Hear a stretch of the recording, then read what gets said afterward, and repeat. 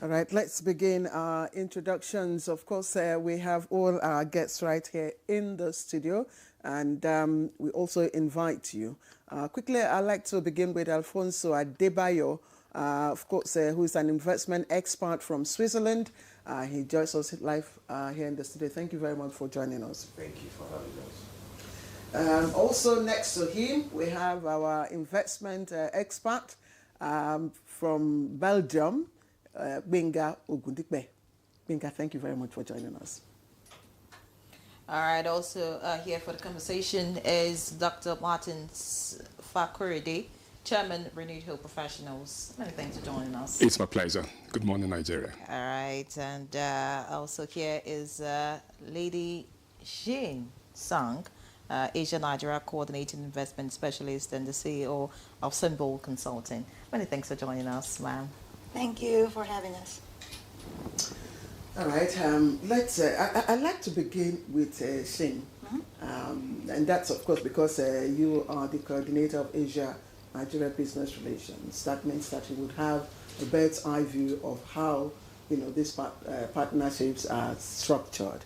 I'm just wondering if you could just briefly give us an overview of the content and scope of these relations and where Nigeria currently stands. But most importantly, we would like to know, if we are still likely import dependent, from your perspective, or maybe Nigeria is beginning to pull up kind of a trade balance, reciprocal for mutual interest. Right. So far, I think for the current situation, I think it's already mutual beneficial because Nigeria needs a lot of goods and also technology products from Asia, from China, from Japan, from South Korea. So it's already the state of art. But right now, if we want to create new type of balance, it means there is the capacity building program is needed locally. And that is where the Chinese investors, I think, are focused on. It's my first time in Nigeria. When I passed by, I saw a lot of Chinese constructions and Chinese companies' presence already in Nigeria. I think they have been doing a great job to help the Nigerian society to build up infrastructure such as railways, such as highways, such as hotels, or this. And the next step is to involve deeply with Chinese technology firms because they are the firms who can help the Nigeria to build up the capacity in order to be more independent from the import from any other country, because that is where the supply chain can play a real role in the local economy and also the nation building. So that is where we are heading for, I think. So that's why in this trade mission, we have a lot of investors from tech field, because I think that is where the future is and where Chinese and Nigerian business community can really merge together. And I know we, everyone knows, the extent of trade relations Nigeria has with China. But can you break down some of those other Asian countries, so that, the viewer can actually get to know where the action is? Which of these Asian countries, show interest in Nigerian businesses? I think if we look at the volume, I think China for sure is the biggest business trade partner. China right? and India. Yeah, China and India are the biggest partner. But I see also there's increasing interest from Japanese, from Korea, from also Asian countries such as Singaporeans, from Vietnamese. And so they are also very interested in also exploring more emerging market opportunities. Because if you look at the Asian countries of Vietnam, they followed actually what China did 40 years ago. So they opened up, they did reforms, and right now the economy goes up. But at the same time, they also need to be independent from the American market. So they are also looking for some new opportunities abroad. All right, many thanks, Shane. I'd like to get to Alfonso now. How would you describe the current state of trade relations between Nigeria and Asia? And speak about the benefits, really, of this partnership. Who benefits more from the partnership of these two regions? Thank you. Obviously, we as Nigerians, we will benefit more, but at the same time, it's mutual.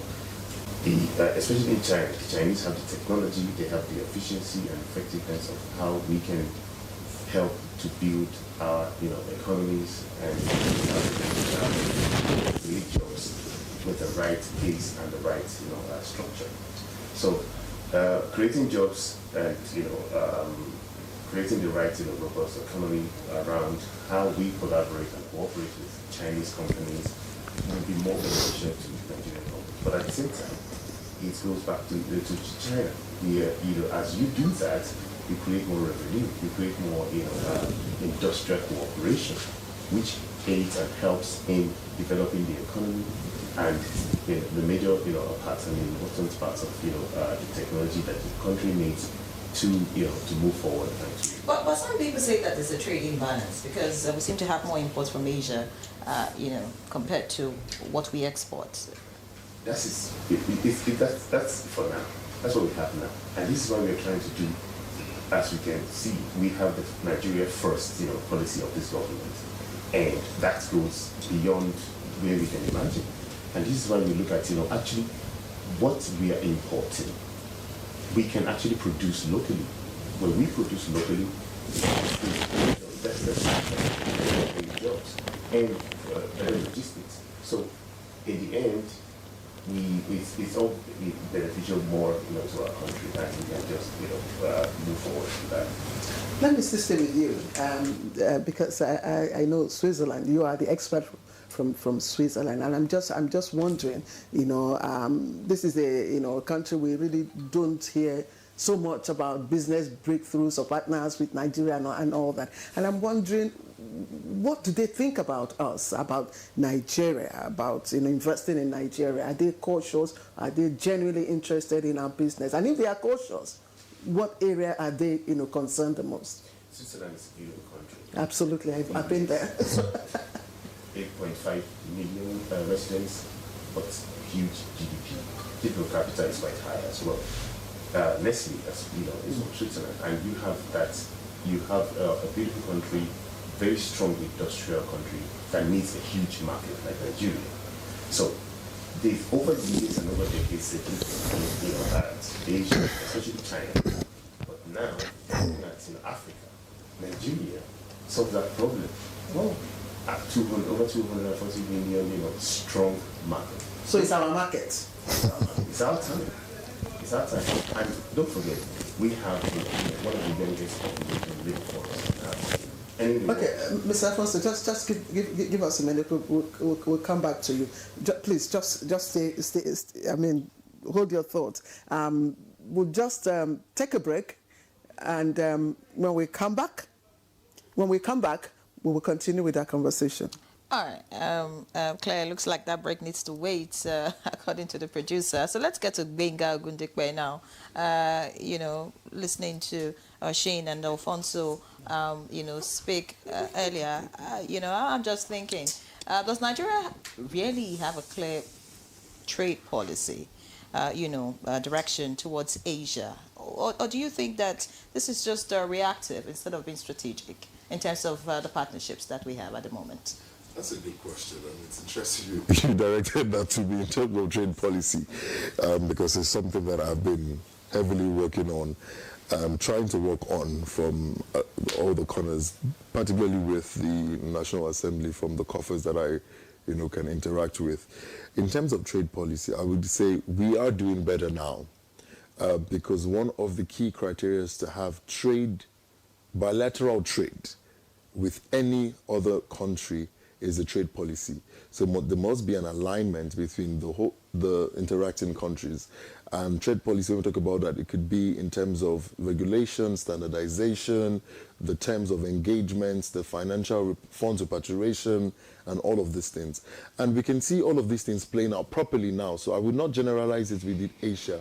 I would say that there's proper trade policy being developed now than I would say we've had before. We used to have this in a fair in a fair manner with the Europeans. When I say Europeans, maybe with the United Kingdom, as the United Kingdom has one of Nigeria's largest exports. I mean, in terms of food particularly, most of our food stuff actually go there. I would say almost every day or twice or 3 times a day.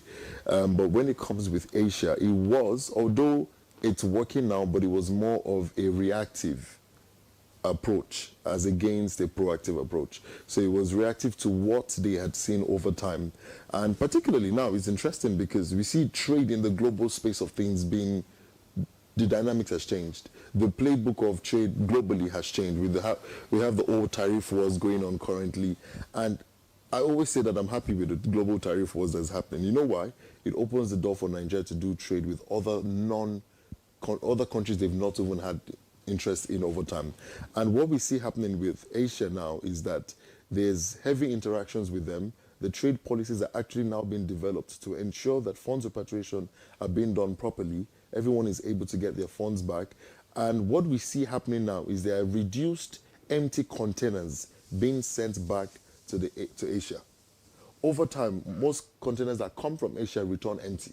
That's why the cost of freight has always been high.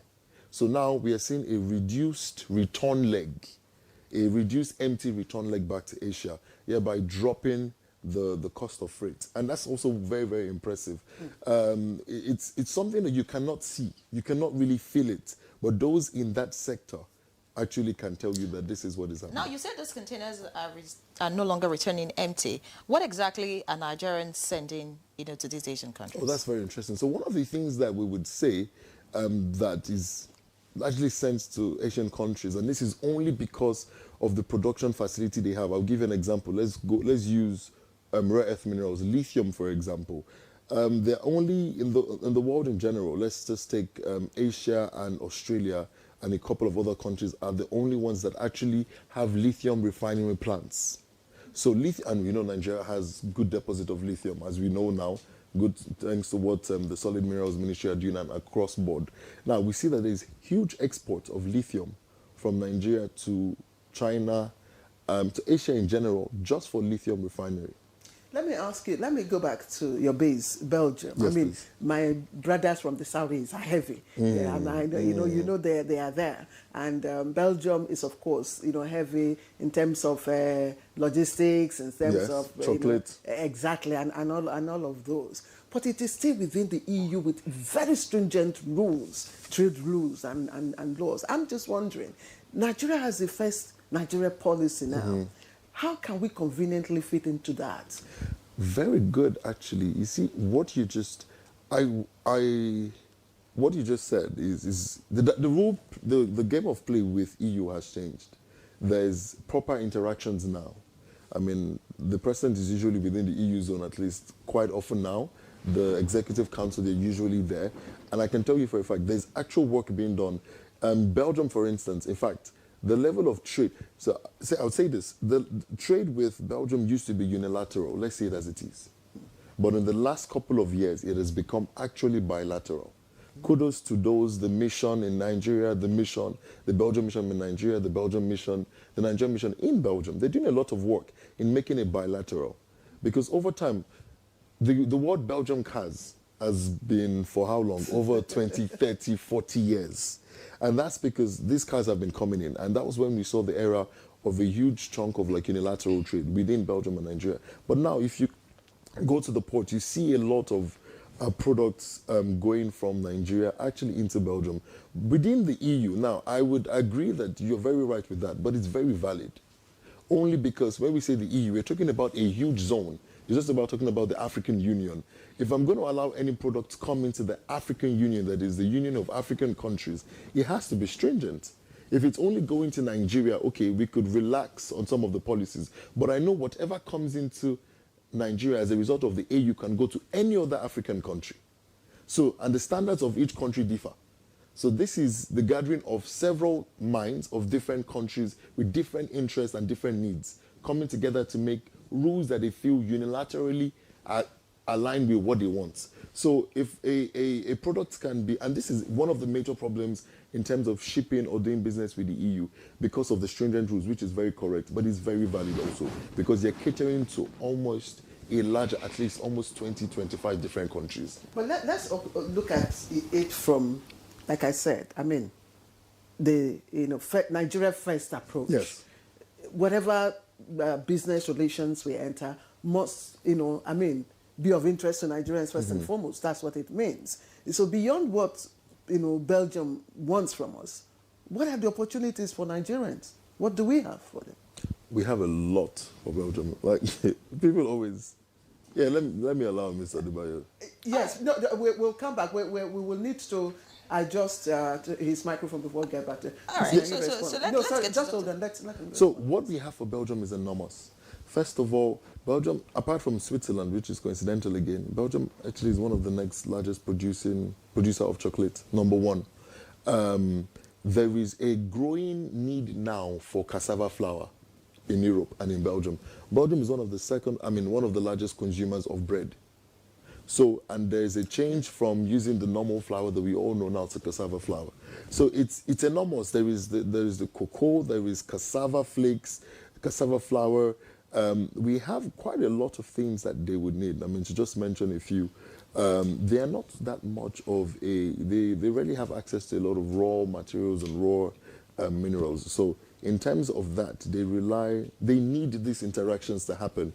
So we just need to channel it. I think the issue, Nigeria has what Belgium needs. The issue in that trade station, in that trade portal, is standardization and regulation of these products to them. Many thanks, Gbenga. And there's something you said about things Nigerians are taking to China. You talked about lithium and the rest. Of course, I'll get back to you more just to talk about how all of that is being done, if regulations are being followed, and if it benefits Nigerians in the long run, or if it's doing us harm, in the bid to I don't know, whatever it is, but you speak about that. But let's get to Dr. Fakorede now. We're talking about Nigeria-Asia trade relations, and I'm thinking that how effective, at the moment are existing bilateral agreements with China, India, and other Asian countries? It is very obvious that all these bilateral relations and the agreements, signed protocols with Nigeria, between Nigeria and Asian countries, gradually, getting effective.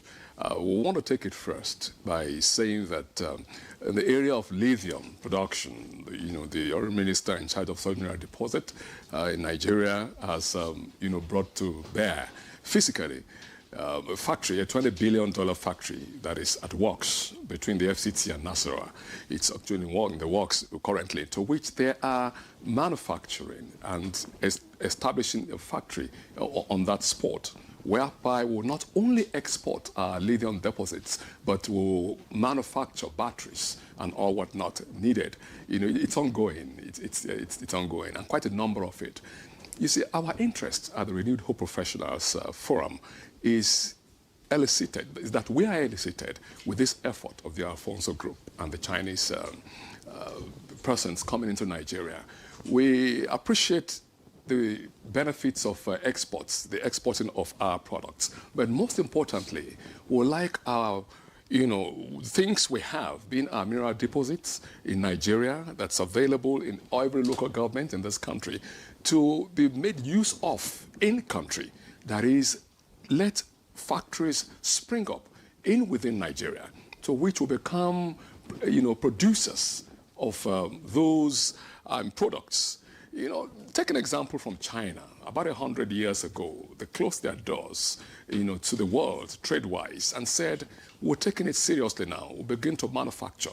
Pronto, 10 years after, almost the entire world started having, their brands being produced, manufactured on mainland China. And Nigeria, under President Bola Ahmed Tinubu, has taken up the gauntlet as well to say, okay, Nigeria first. Whatever we want to do now, let those people who have the money, the capacity to manufacture and produce in country, let them come. So that's why we're excited to welcome Shin and her group, as facilitated by the Alfonso Group, that we will not only be wailing and complaining about, what the government met on the ground, how our economy might have been plummeted over the decades, but we are moving forward. We have the answers, and we are kowtowing, what Mr. President is doing as the #1 quintessential ambassador of investment in Nigeria. He's traveled around the world, and he still keeps traveling. As we speak, he is in Brazil, ensuring that he gets investments and investors into the country. So this effort is complementing Mr. President's effort to ensure that we have investors, the more, in country. When we do this, definitely there will be creation of jobs. There will be the GDP of Nigeria in terms of profitability of such businesses will rise. So we are quite excited, and the gains are there. Yeah, fantastic, Dr. Fakorede. But, from what you have said, with this, the Nigeria First policy and then getting investors from different parts of the world to come into the country, do you think that Asia's influence in Nigeria's economy is an opportunity for growth or probably be a threat to local industries at the moment? Obviously, it's that's why we are correcting, the seen anomalies in terms of trade imbalance in the first instance. Let us take it from construction, infrastructure development. They have experience and know-how more than we do. And we cannot be an island unto ourselves. The whole world is one global village. So that is why we are learning from their technological experience. We're learning from, how they have also developed, their countries, taking a leaf from the Asian tigers. They are here now. We're not just giving out things for them to, do on ground and take advantage of our opportunities. Rather, we're bringing them in country so that they can actually develop, learn from the technology, make it homegrown, and then from Nigeria, we begin to manufacture. Shane is here with technologists. She's here with those who can invest in Nigeria in the subsector of technology. And Nigeria, as we all know, is the giant of Africa. And in the area of technology, we are the most wired, gradually and surely. Our youths, about 70% of our youths, 90% of them are tech. They are tech, savvy. So Nigeria is a veritable platform for Asians to come in, so that we can actually learn from them, take in their investment, turn this place to another hub, for development. Okay, let me bring Shane. And I'm just wondering, I'm looking at technology transfer. Right? We have a lot of business relations with China. Beyond, the infrastructural and other trade areas, do the Chinese investors actually see, Nigeria as a hub for technology outsourcing? Well, I have to answer this question from 3 perspectives. So also added to Dr. Martin. So first of all, if we just look at the imbalance, like bilateral imbalance, I think then you will lose the real view of the whole picture. Because take China as an example. So 40 years ago, China was a very poor country, very underdeveloped. But China didn't take, at the beginning, take the imbalance, bilaterally. But they just attract as much as we could, all the investors all over the world. We open up the market. We give them all the opportunities and also incentives to invest. China only started opening up recently. Yes. China only started opening up to the world recently. Yeah, 40 years ago, right? So it's not years ago, China was a closed. Yeah, exactly. So it took 40 years. But China right now, what it became is not only the factory of the world, but also the tech factory of the world. We have the most advanced technology. How could we actually get there? It's not because we look at the imbalance bilaterally, because we look at the fact that once we get the expertise, once we train our people, we train them and get the real talent, we build up the whole ecosystem to be the powerhouse. And then, the result is, of course, we solve the imbalance problem. So the imbalance itself is not the problem, I think. It's just the reality. The fact is, I think right now for Nigerians, we have to look at the bigger picture, is how to work with the Chinese, for example, in order to develop the bigger market, which is African market, which is the world market, which is the Latin American market, for example. So in that case, it doesn't matter the imbalance between China and Nigeria, because Nigeria makes more money abroad in other markets. So that will solve actually the problem itself. So that is the first perspective I want to share. I don't know if Martins, if you agree with that. Yeah. I definitely agree with that. Yes, you know, the imbalance, in the trade relations, between A and B, where there is an imbalance, it shouldn't be the priority, it shouldn't be a focus, but develop yourselves, and then you could probably, balance out later. But this is a relation between two sovereign nations. That's right. Yes. You see, charity must begin, at home, from the home front. Over the decades, we've been taking things for granted in this country, throughout the military and, of course, the pseudo-democracy government that we've experienced so far. But it's high time that we stop looking at ensuring that overnight we will balance the trade imbalance that we're seeing. We have to work on ourselves from home, from the home front here. We have to get serious. We have laws, we have protocols, we have a lot of rules in this country that guides relationship. But how to make those things work is what, from home, we must get serious about. What are those policy shifts that we need to make that work? The policy shifts, the policies are there quite well, but it is for us to ensure that those policies, those laws in terms of trade guiding us, are, brought to bear. That is what informed the idea of the Nigeria First policy, whereby we'll have our homegrown ideas to ensure that whatever happens in terms of trade imbalance, we, from our home front, begin to present ourselves. For example, if you have businesses come in free trade zones, it could be tax incentives free. There are incentives for you, trade policies to ease of trade, in Nigeria. Those are the ideas that government has come up with. And that's what we're riding on as a platform to bring in this investor through the Alfonso Group. Fantastic. Many thanks, Yes. Dr. Fakorede. Let's get to Alfonso, now. yes. Sorry about the delay. We had to, tidy up your microphone. I just needed to explain that to you. Yes. All right. So, Alfonso, in all of this, what comes to my mind is, does Nigeria have enough bargaining power when dealing with Asian giants? When we're talking about this, and speak to us really, since you live elsewhere, you understand how this works, import and export. Speak about the challenges that Nigerian exporters face when they have to access the Asian market. Absolutely. Nigeria has the speaking power. We Africa's largest population, over 240, if we look at it from the population, 40 million, strong markets. And we have, everything to, negotiate. We have all the tools that we need to negotiate. We have the purchasing power. We have the youth population. We have the political power. We have everything. We have the interest as well. You see, we are just looking at Asia right now. This is China that we're talking about. We have, I think, majority of European countries actually want to do business with Nigeria. They want to, as much as possible, invest, knowledge exchange. We face that every day.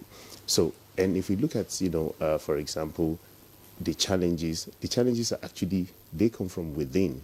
We need to strengthen our infrastructure here for export.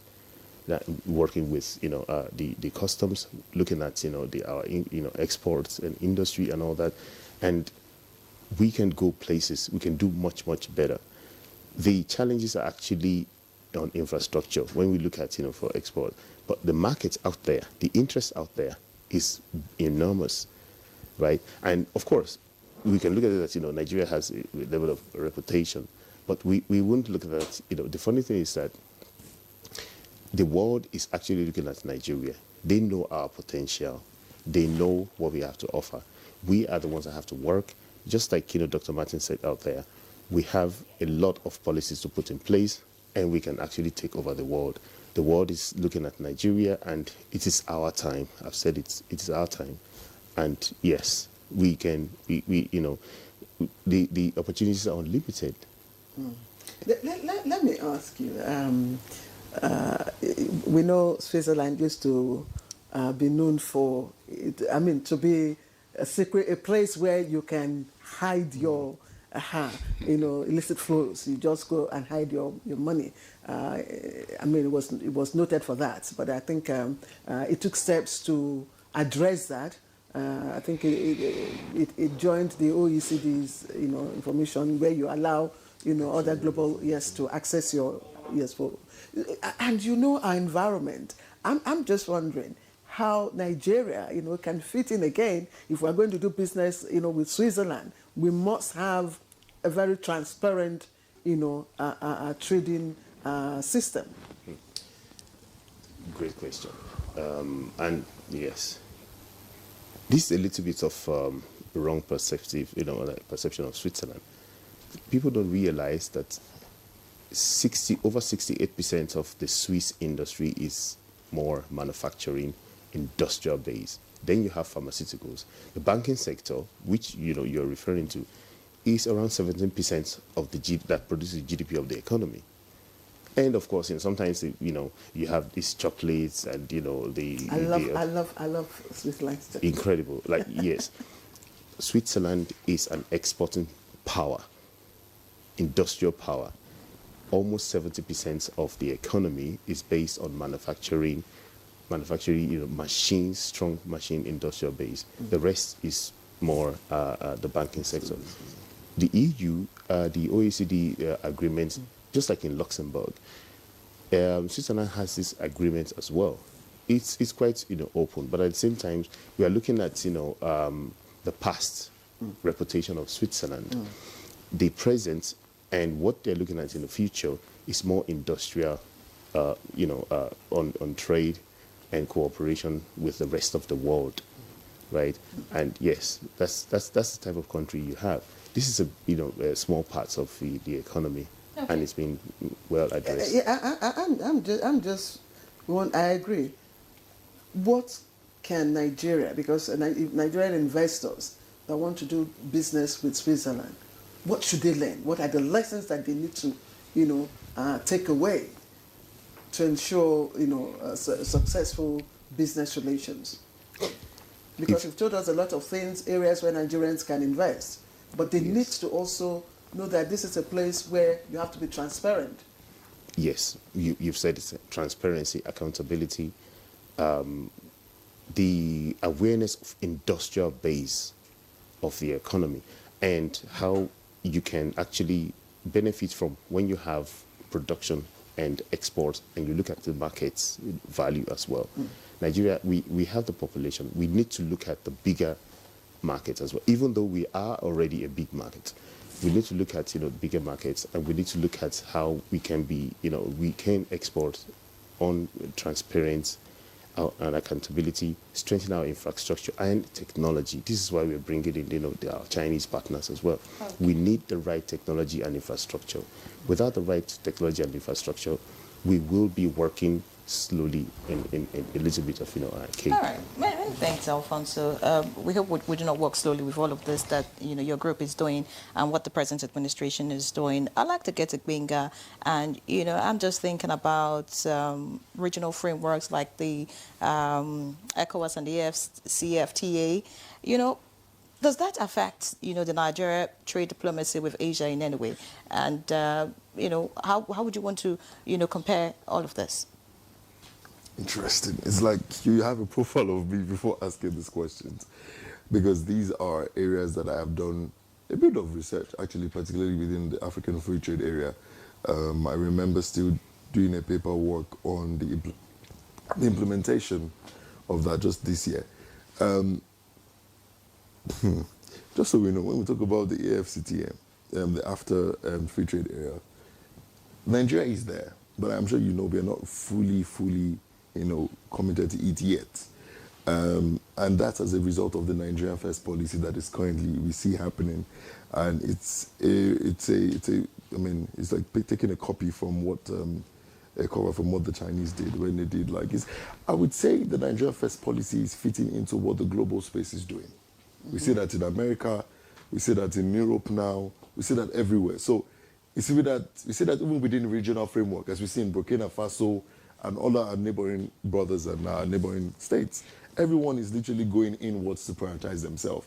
So we see international trade now, and that's why I said now is the best time to get into international trade because it's exciting. It's now more home-based, home-focused from home out, and enforcing that it's more bilateral now. We're no longer looking at the face of it being unilateral. So that is one of the things that makes it exciting. And trust me, it's what is even driving me to even want to be, at the forefront of saying, now, okay, we can bring up our heads. There's so many other people supporting the Nigerian First policy, even within the free trade area, the African trade area. What we should know is, you see, the African trade area is exactly what when that is achieved. She mentioned something earlier that, the EU have stringent rules.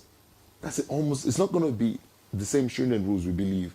But you see that flexibility that they have and that confidence they have in their policy and their trade rules is the confidence we would also have. Like Mr. Adebayo has been saying, Mr. Afonso has been saying, Nigeria is strong. When we say strong, Nigeria is strong. There is within ECOWAS, within the free trade area, trust me, I can tell you, it's because we are still trying to focus internally. When we begin to now work with our neighboring countries and work with our regional partners, the force is going to be enormous. When you say strong, is Nigeria strong in protecting its citizens when all of... Yes. Okay, maybe you want to respond. I'm sure you know where I'm headed. Yes. Yes, so speak about that. Wow. Okay. Let's take it from Nigeria being strong enough to protect. Nigeria is actually doing a lot to protect its citizens. I think we always forget that we are our number is much. And when you have such large numbers like that, if the system that has birthed that large number is dysfunctional, we would blame the system at the moment that is dysfunctional. Mind you, the system that should have actually propelled it to a nice look, to a proper form, has been dysfunctional. And I'm not much into the political space in Nigeria, and I don't understand more of it. And I think that's what they say, there's a need for review of this, review of that, review of this. Actually, there's a need to do a review. You get to a point whereby you need to look at, okay, what have we done wrong? What have we done to this point, and how do we have to make these changes? And I can tell you for a fact, those changes are things that are happening now, and that's why a lot of people are feeling it now. If these changes had been done earlier, we may not necessarily feel it now.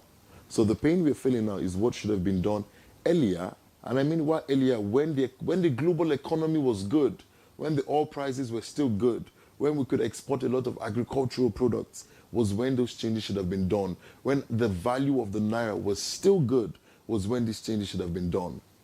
Now, the reason why we are feeling it heavy now is because of the global impacts. There's trading. I come from a consulting world. Like I used to do business consulting, tech consulting. I've done all of that. And I can tell you, even in the 9 to 5 in the corporate world, like global contracts are not being signed anymore. A lot of people are doing themselves first. A lot of global contracts are most of them are not being renewed. So people are withholding and keeping back. So which means there is not that much free flow of funds anymore as we would see. So that's one of the things, again, that we are actually seeing and it's feeling. And that's why the question you asked is very good, because sometimes, when Dr. Martins was speaking, in my head I was like, he has a sweet mouth, he's speaking well. But I'll tell you, these ideas do not actually translate to the reality. And that's why people are complaining. Good. That's the point I want to come, because we are all talking about. I'm sure we are speaking to well-established companies, well-established firms, well-established businesses. Lady Shane, many Nigerians, we applaud the Chinese, for partnering us. We see the roads, we see the bridges, we see the rails, but they're complaining. We don't have jobs. Unemployment is high. Where are the jobs? Right.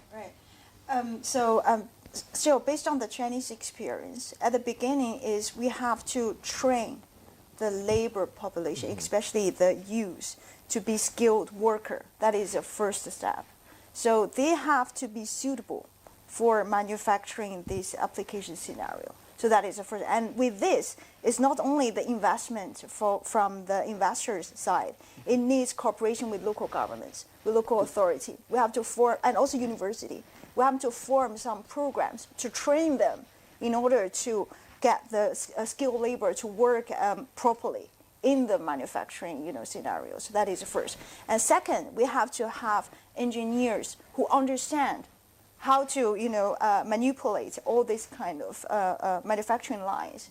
And then you need also to train the managers who knows how to operate properly, coordinate within the plants and also with others, with other plants around the world, because you cannot fabricate everything here in Nigeria. You always need to assemble some part and then it's get together.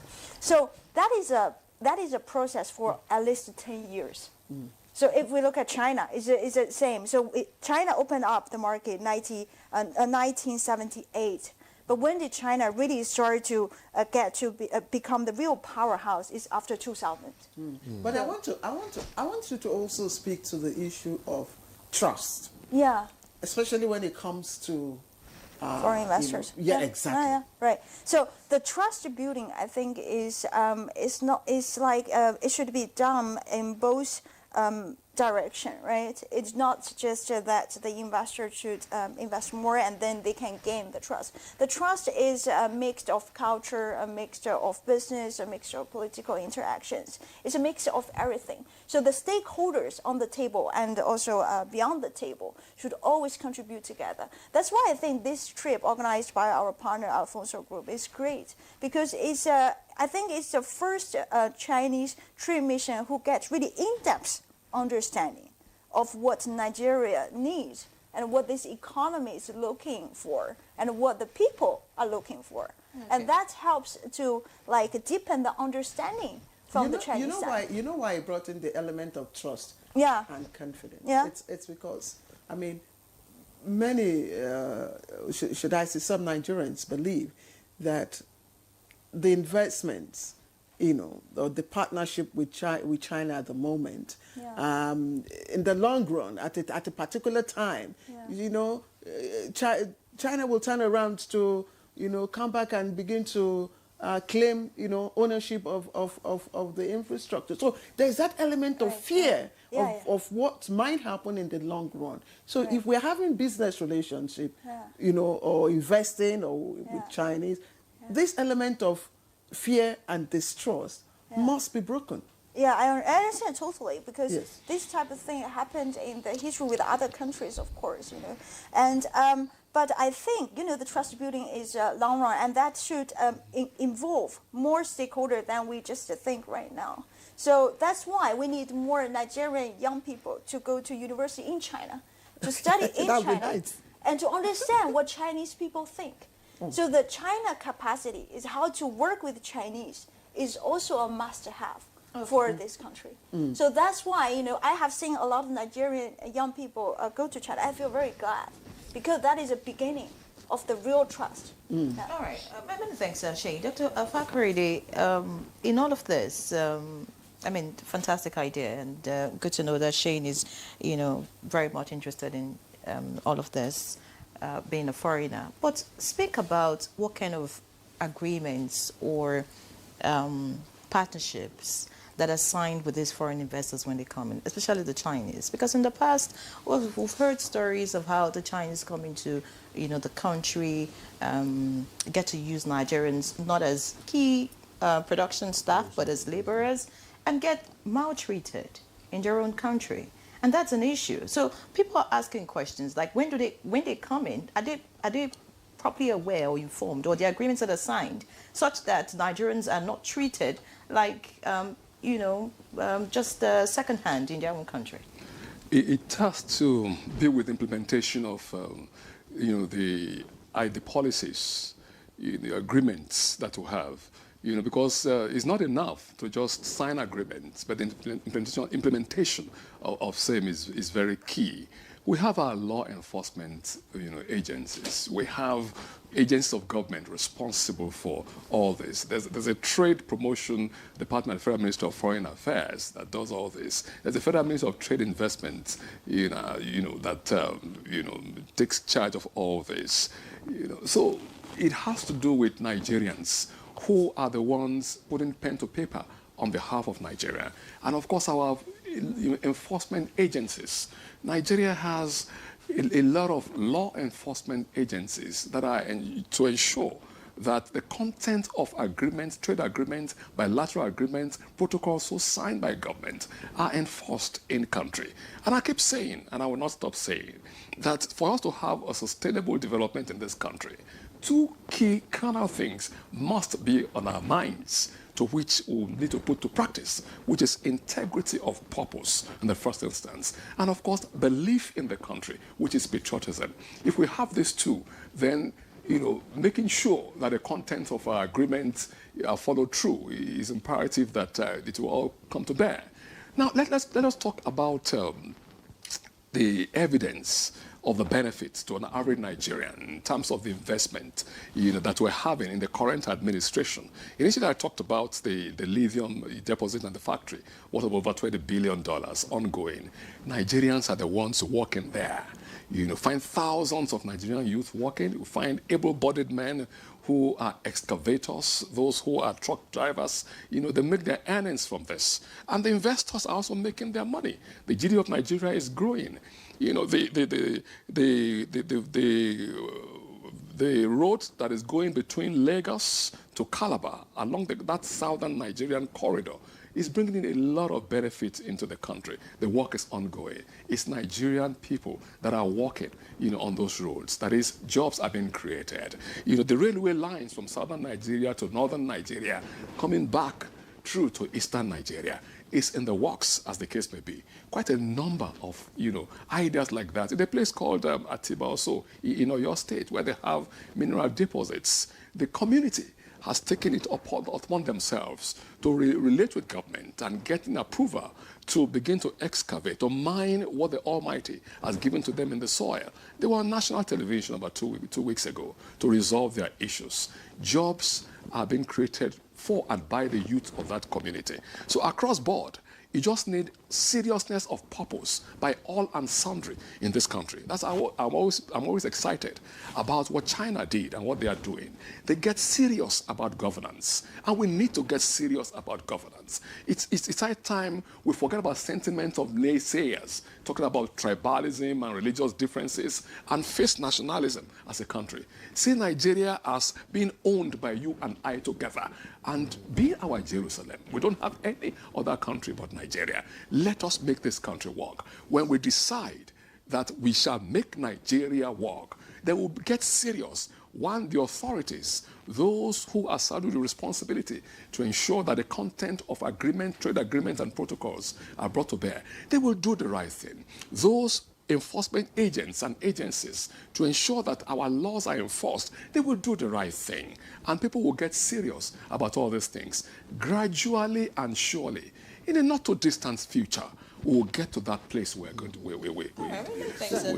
headed. Just to quickly remind our viewers that you can send in your comments and questions to the number on your screen. You can be a part of this conversation, of course, and our guests to be willing to respond to whatever issues that you raise. Claire, looks like you. Yes, I want to bring Sheng into the conversation before we come back to Alfonso and Benga. It's quite interesting, and I know that a lot of Nigerian investors, are watching. We're getting, comments that will take in a short while. But some would ask, we know Japan and Korea value chains. They show interest in also keying into these areas. Just what are the entry points, apart from the government deals? Yes. The Japanese and the Yes, Koreans, and the Korean, yes. So, so first of all, you know, when you talk about value chain, there are a lot of different industries, right? So Korean and Japanese, they are also very strong in automotive industry, for example, and also right now in semiconductor industry. So what they really want, I think, their interest here is first of all the automotive industry, like for this, because as we have already mentioned several times, lithium is the key for EV. Because that is key for battery. A battery is probably actually 80% the value of an EV. So who can produce mostly efficiently like a battery can gain the market. And who can gain the Nigerian market and can gain the African market. So that is also the strong point for the local economy. So that is their biggest interest also for Chinese manufacturers as well. So I think there's a competition right now between different countries and between different supply chain and also their the players. So right now Nigeria I think have the upper hand. And because that is yeah, because not only the market and also the lithium that you have. So that's why I think instead of being afraid of being abandoned someday by the investors, I think Nigerians should be very confident in themselves. Because first of all, you have the best gateway position for African market, and secondly, you have a very large population which is very young. It's youngest probably in the world. And 70% under 30 years old, 60% under 20. So that is incredible, a miracle actually, opportunity. And the third is the market itself will be emerging and will be developed.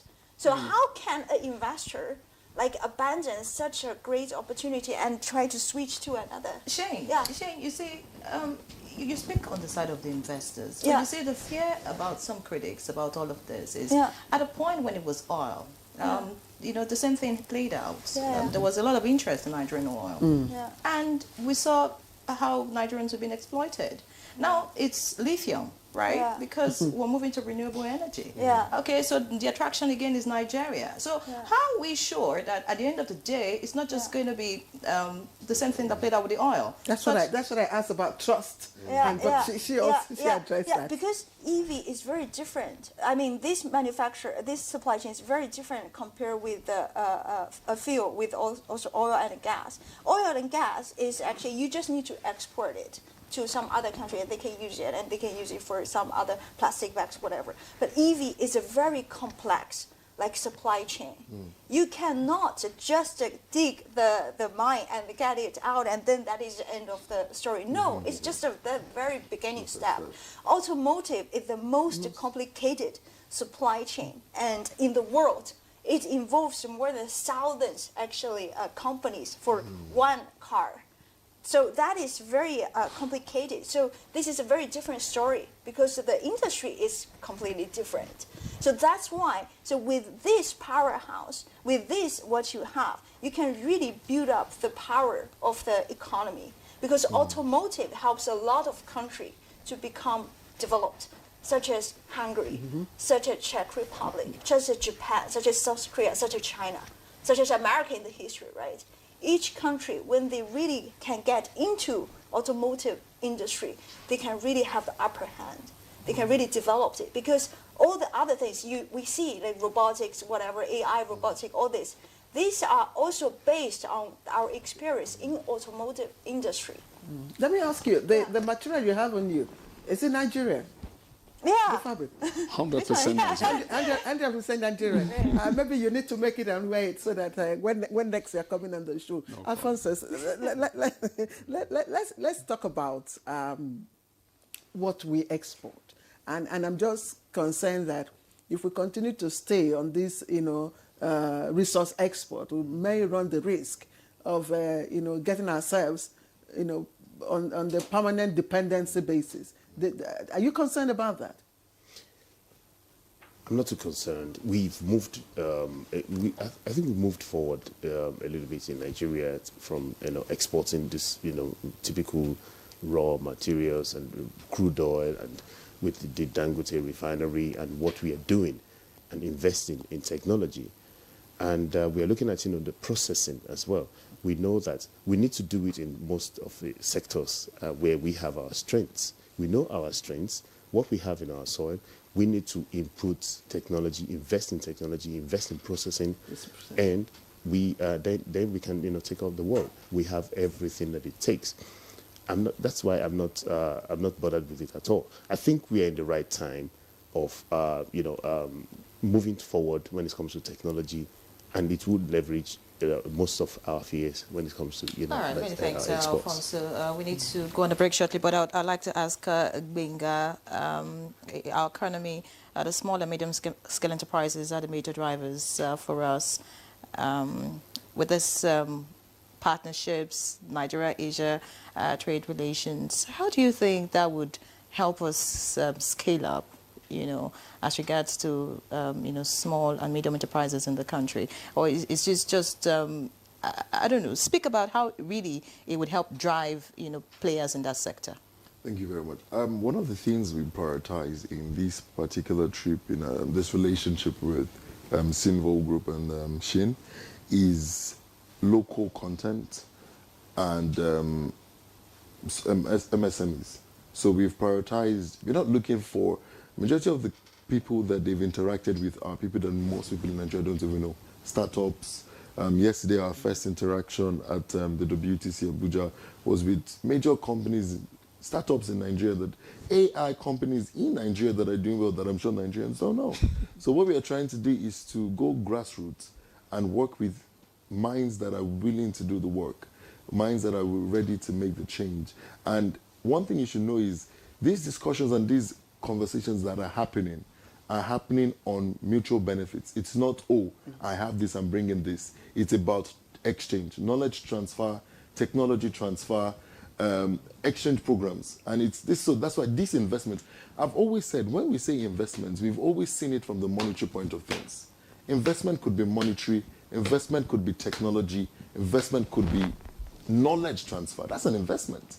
But because that's the experience Nigerians have. So when you talk about investment, it's usually the money is hardly mentioned. part of it. Yeah. Which is actually the most important part. This is it is the basics of it.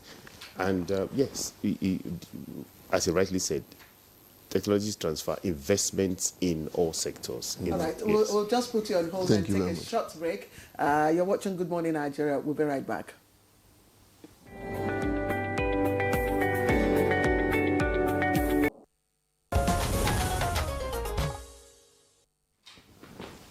All right, welcome back, and you're watching Good Morning Nigeria. Actually, before we went on break, we had one or two messages coming. I don't know if, Inyere, you have? Yes, I do. Okay, I please. have some messages. Yes.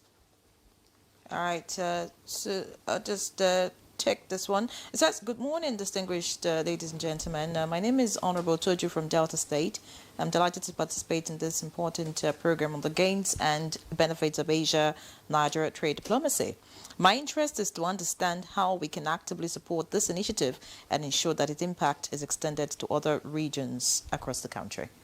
All right, I think Dr. Fakuri would respond to that. You have more questions? Just from Arabi Kende Paul, and he's sent in his message from Life Camp here in Abuja.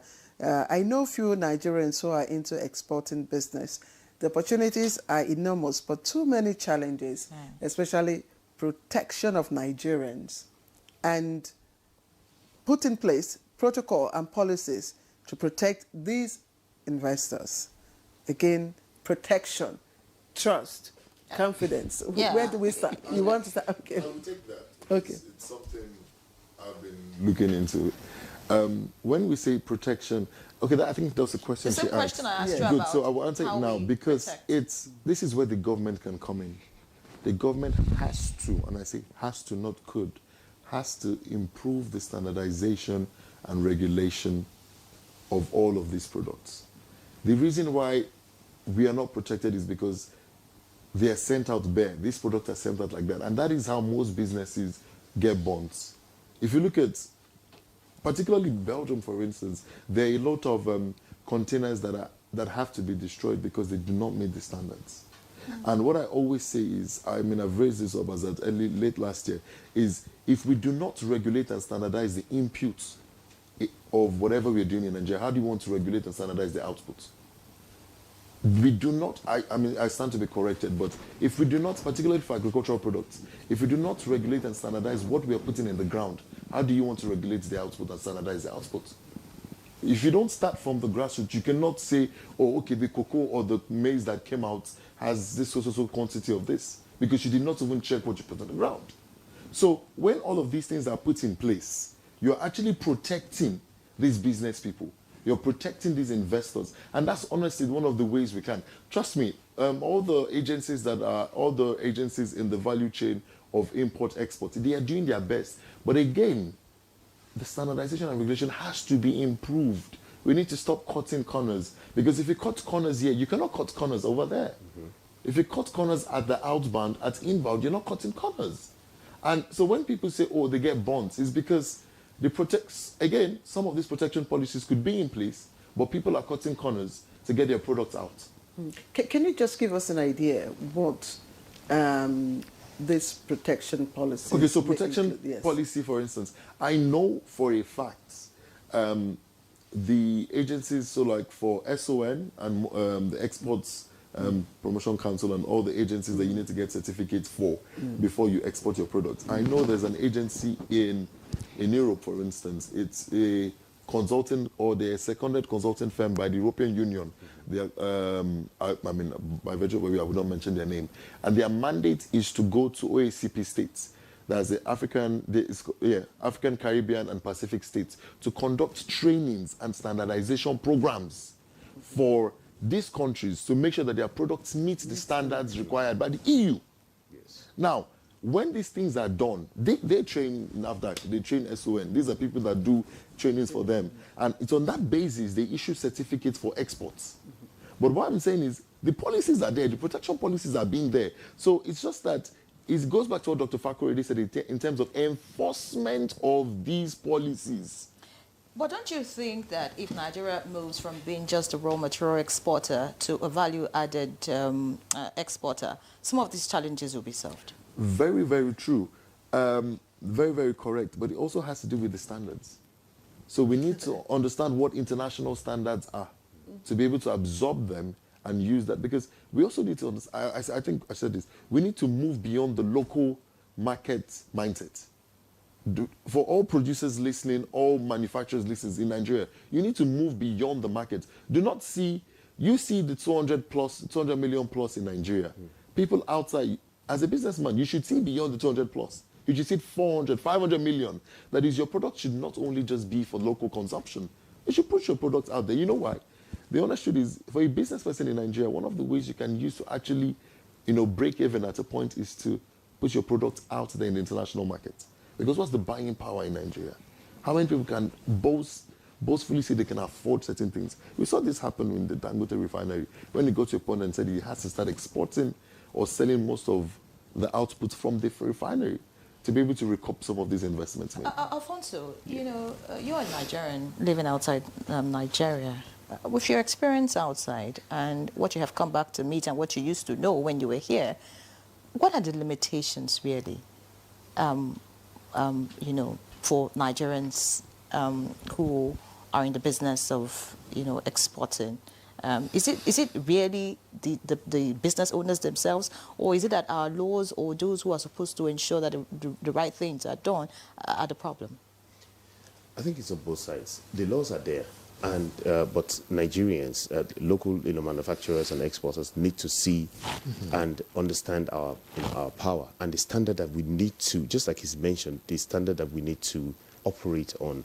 If we set that standard, what we are doing, our manufacturers are doing incredible jobs when it comes to production.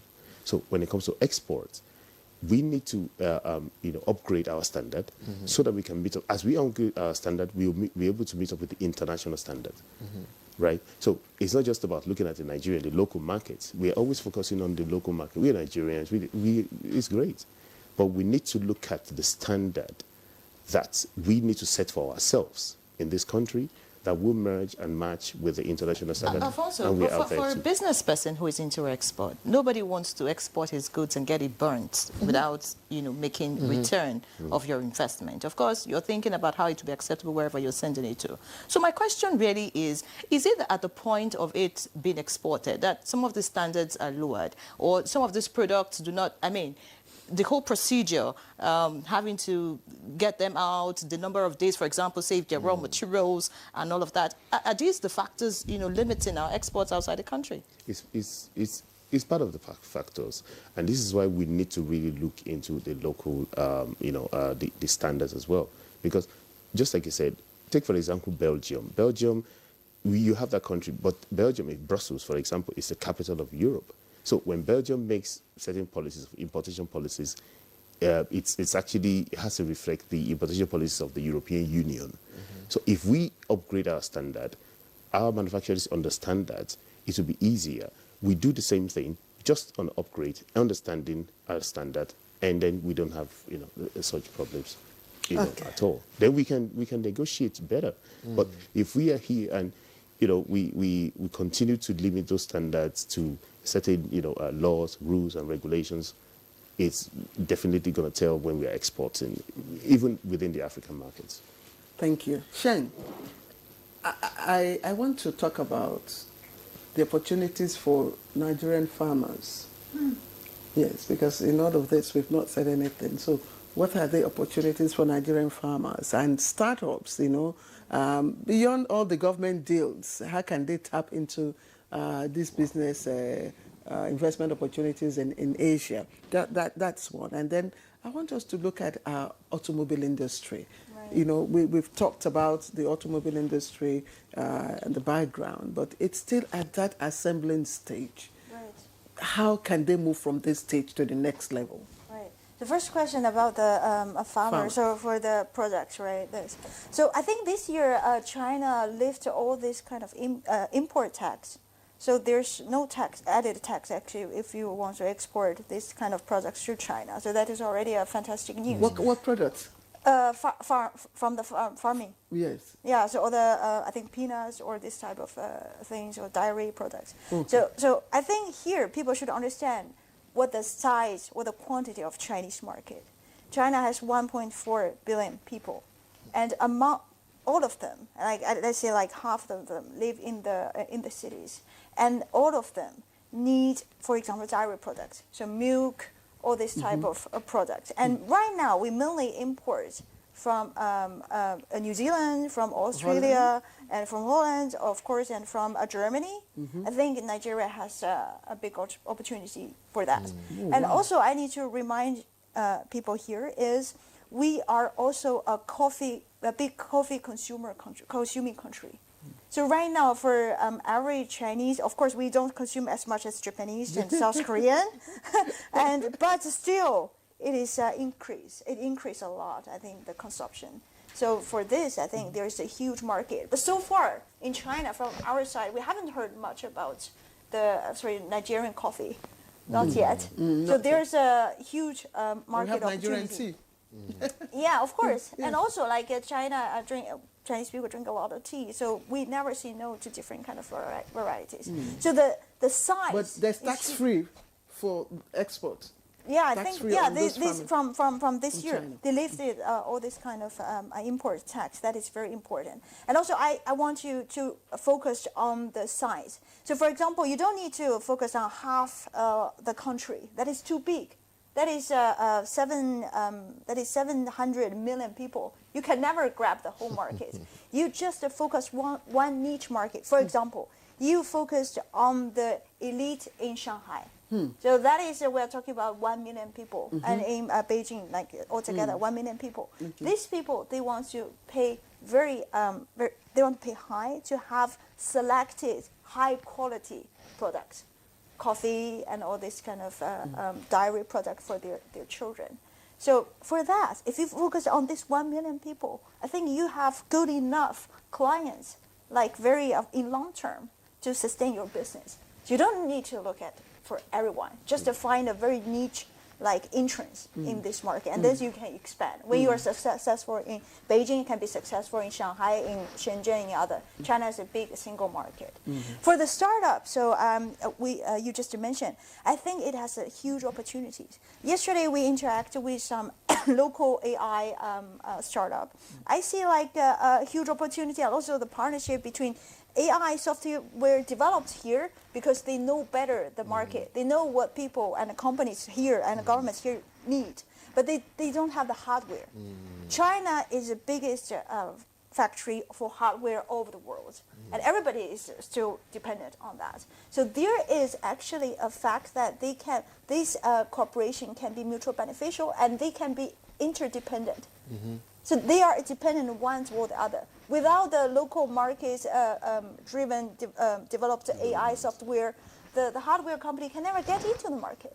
But without the hardware, you cannot, deploy. Yeah. So that is the real, I think, the value of this partnership. So AI software developed here with Chinese hardware. But automotive industry, you have to be extremely patient.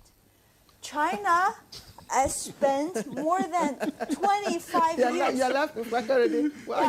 Yes, go ahead. Spent more than 25 years before we really launched our local, like have a successful local brands. China's, right now we have to see a lot of Chinese brand, BYD, Geely, and NIO, all these kind of very successful brand. But they are the result of a very long process of learning. We learned how the Americans, how the Japanese, how South Koreans, how they fabric the whole thing, and we actually meet their standard. So how long should we wait? Well, not wait. I think it depends on how much we can learn. Okay. And efficiently. So if we can learn about Chinese, we really learned nights and days. So it was 25 years. Wow. So I think it really depends on the, how local people, like how the local engineers are trained, how they absorb all the ideas, how they are formed. So you see right now all in this Chinese. And how they are funded as well. Because funds also, training, when you go for training, you need, you need funds. Exactly. And of course. So that's why I think, so we should not be too impatient, for this outcome. I think all this results. I like the way you say it. What about ordinary handsets, phone? Which I know. I mean, the phones are even my phone is China. Yeah, made in China. Right. Yeah. So why can't we begin to have our own brand, Nigerian brand? We're actually having. We have a brand. We're having brands. I know Benga was talking about something, Yes, a brand not for Nigeria, but for. Okay. Yes, So, I want you to talk about that. Okay, that's interesting. That's blackmail. So I mean, Nigeria should watch out for something new that is coming soon. I mean, I'll just leave it as that. It's something prideful for us to do. That we are actually, it's just like you asked the question that when we say export, why, I hope it doesn't get to the point just like we did for oil and all this. It's time, and it's the same thing with what she just said about the AI and stuff. So now we are seeing more export of services, of production, of all of these things. The sector is cutting across a widespread now.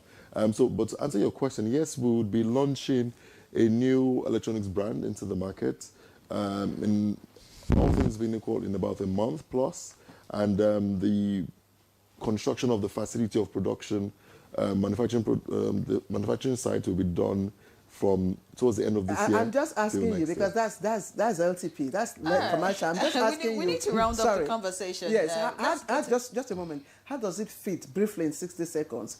Into the Nigeria First policy? It is because it is locally produced and taken to the international space. So it is taking Nigeria to the world, taking made in Nigeria to be used in Europe, in Asia, and in the Americas. All right. Many thanks, Benga. Dr. Fakorede, what's the future, really, of this Nigeria-Asia trade policy? What do you see playing out?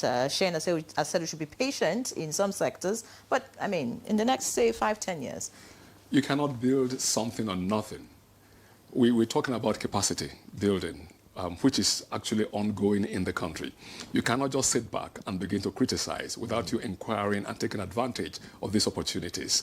The Federal Ministry of Youth Development, they are doing enormously, well in terms of building capacity of Nigerians' youth. 70% of our democracy, of our demography, it's ongoing. The agricultural sector, as you mentioned, is being supported by Mr. President with about 1.5 trillion, in terms of money to the Bank of Agriculture to revitalize that bank. A new MD CEO, has been there, a youthful gentleman, doing well. Manufacturing in itself, you can go to anywhere in the country. You find, for example, in Enugu, our coal is still there, buried under earth. You want to become a manufacturer? Just find a way to be able to do this and come to the office of the Federal Ministry of Solid Minerals Development, get your necessary papers, evidence, to see our bauxites, our old tin in Jos still available, gold all over the places, In agriculture, Mr. President, unprecedentedly has launched over 2,000 tractors that will be working in the 774 local government to cultivate for Nigeria and, of course, Nigerians to improve our food security. So we cannot just sit back and begin to, to criticize rather than come up, make inquiries and take advantage of this. For startups and micro, medium, small enterprises, there's a lot of money available in terms of single-digit credit to helping you improve this. If you're a manufacturer, you can approach Central Bank of Nigeria with evidence of what you have. There's ₦1 billion waiting for you to improve, your manufacturing. Single-digit in terms of repayment. Those are benefits ongoing by the current administration, to which we are excited, about as renewed hope professionals. Now, going forward from this effort of bringing in Asian investors to Nigeria by the Alfonso Group, the gentleman from Delta State said, how can they key in? How can they be a part of it? I've enunciated a part of it that he can do. He can make inquiries and then follow up. Now, we are putting together, as we initiated, a hub that we call Alfonso Free Trade Zone, private sector-led initiative, where we'll have not only ideas on paper, not only speaking English grammar, but manufacturers will come down to this free trade zone and then establish their factories there. And all the incentives of government will be brought to bear, in time for the benefits of Nigeria.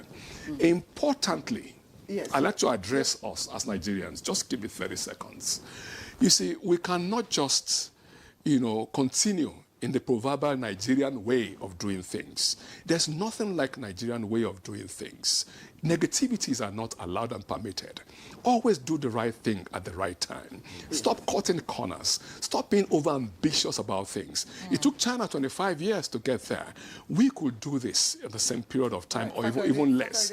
So Nigeria shall be the better for it. Let's hear from Sheng, and I just in 30 seconds, to the Nigerian entrepreneur watching this show, what would be the one thing you recommend for them to focus on to attract Asian investors?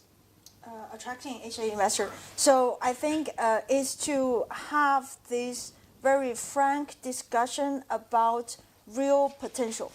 So what they can do next, concretely. Next. So that is what the Chinese investors are expecting. Not like too over-ambitious aim, but concretely what we can do next within 1, 3, 5 years. All right, many thanks, Lady Shane Sung, for joining us for the conversation. Of course, all the guests, thank you so much.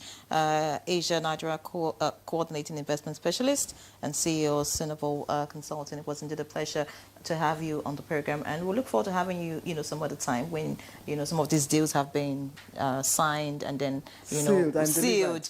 Of course, and delivered, and then, we want to see all of the benefits play out for the good of Nigerians and Nigeria. Thank you so much for being our guest. Of course, we also like to appreciate Benga Ogundikwe, investment expert from Belgium.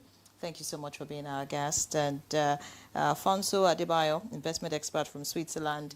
Thank you so much. And good to see that, Nigerians outside are coming back to the country to invest. Of course, Dr. Martins Fakorede, Chairman of Renewed Hope Professionals. Thank you. It's my pleasure.